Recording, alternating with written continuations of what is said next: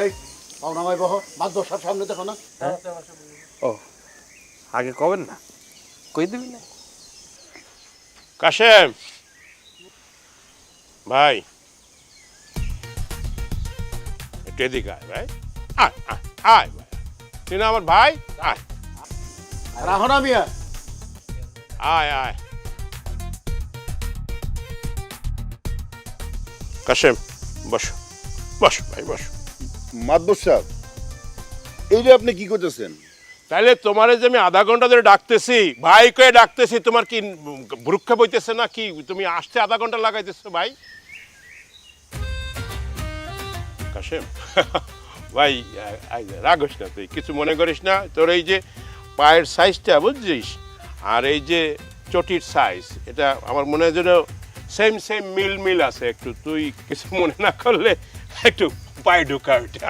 ইন্দাদিল্লা মাদবর সাহেব, গ্রামের পুরুষ মহিলারা সবাই বলতেছে ওই জুতার মধ্যে জিনের আসর আছে, যে পরবো তার চোখ ফটাস করে অন্ধ হয়ে যাবো।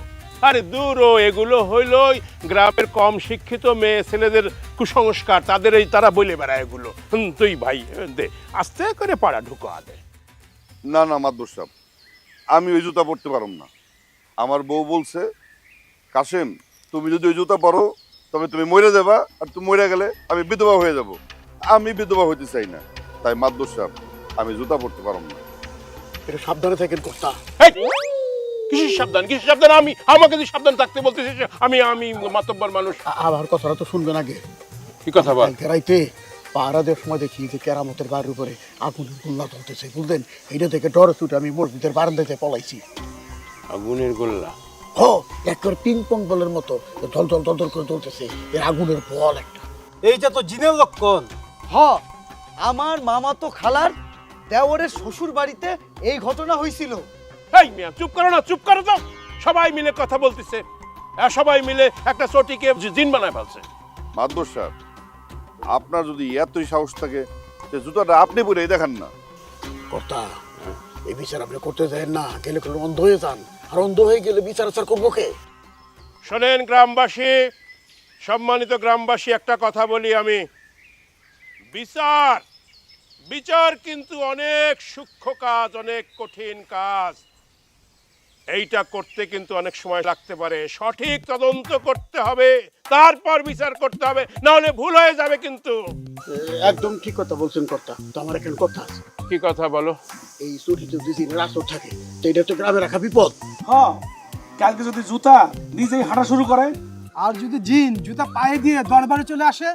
আমি কিন্তু আগেই কইছি, এই জুতা আমি পরতে পারব না, এর মধ্যে জিনের আসর আছে। কর্তা, আমার একটা বুদ্ধি আছিল। হ্যাঁ বলো, বুদ্ধি। বুদ্ধি তো দরকার এখন, বুদ্ধি বলো, কি বুদ্ধি? না, কইছিলাম কি, যেহেতু এই চটিটা জেনে আসর করা, এটা তো গ্রামে রাখা ঠিক হবে না, বিপজ্জনক। তাহলে কি করতে হবে? মানে হাত দিয়ে ধরা যাবে না আর কি। একটা লম্বা লাঠি অথবা বাঁশ দিয়ে এই চটিটারে ঠেইলে নিয়ে ঠান্ডা পানিতে ফেলা লাগবে নদীতে।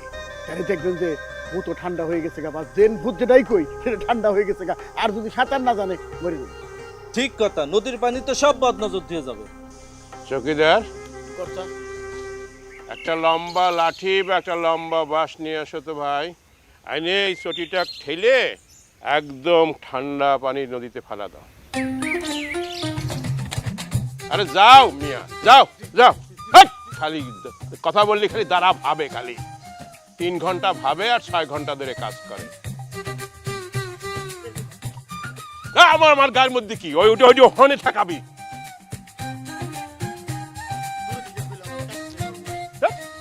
জানতে পারি সেনতে কর।